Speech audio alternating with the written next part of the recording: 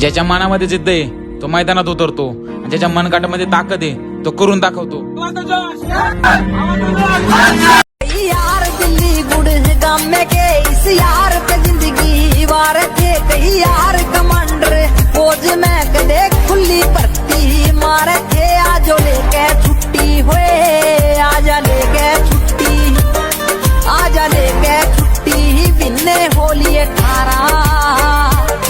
मेरे यार पुराने मोड़ जो मन गला यारा के छोड़ दो, मैं जीनी जिंदगी ही यारा।